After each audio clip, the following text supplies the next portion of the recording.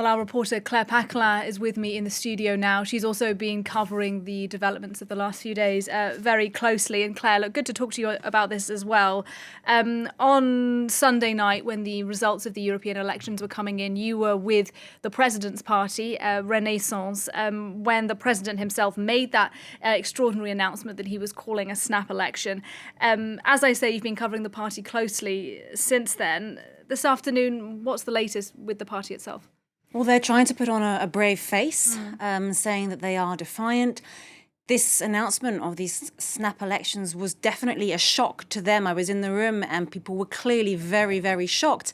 But now they're saying, you know, work, work, work was what someone I spoke to on the phone, a member of the party I spoke to on the phone a little earlier on. Work, work, work. We've got to move forwards, onwards and upwards. Now saying that the president's decision to call these snap elections was a good one because it's a chance, an election campaign is a chance to listen to the legitimate concerns of French people and serious circumstance, so the far right doing so well in the European elections calls for a serious response, and a serious response are these snap elections. So there'll be a meeting this evening at 6 o'clock at the headquarters of Renaissance, so Emmanuel Macron's party.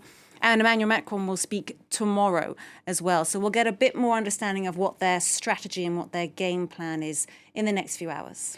One thing we do know, though, is that if the polls are right, there may well be members of Macron's party who lose seats, who lose their jobs in 3 and 4 weeks' time.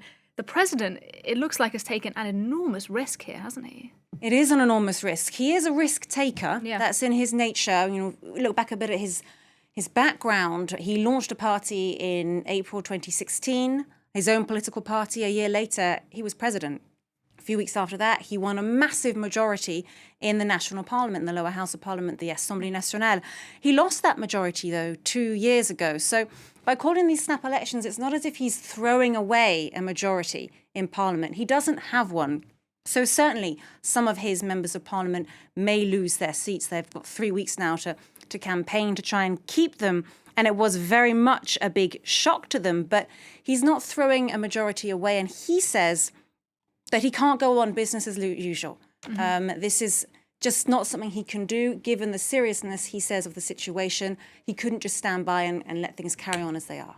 Well, shed a little light for us, Claire, if you can, on what's going on behind the scenes in the party, because Macron's Prime Minister Gabriel Attal was meeting with members of the party this morning.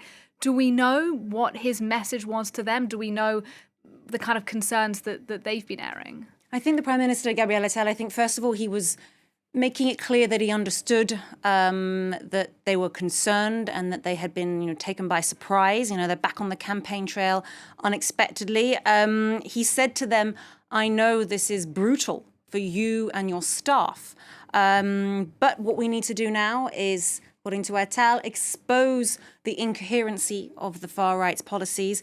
He says that he told the members of Parliament this morning, members of his party, of the Renaissance members of Parliament, he said, look, according to him, the far right coming to power would be a financial and social KO, or KO in French, which stands for knockout. So basically what he means by that is that far right coming to power, Jordan Bardella potentially becoming the next prime minister, would destroy the finances and the social makeup of this country. And that's the kind of thing we need to make clear. That's the message we need to tell French people now, that if Bardella were to come to power and become prime minister, he'd make a mess of it.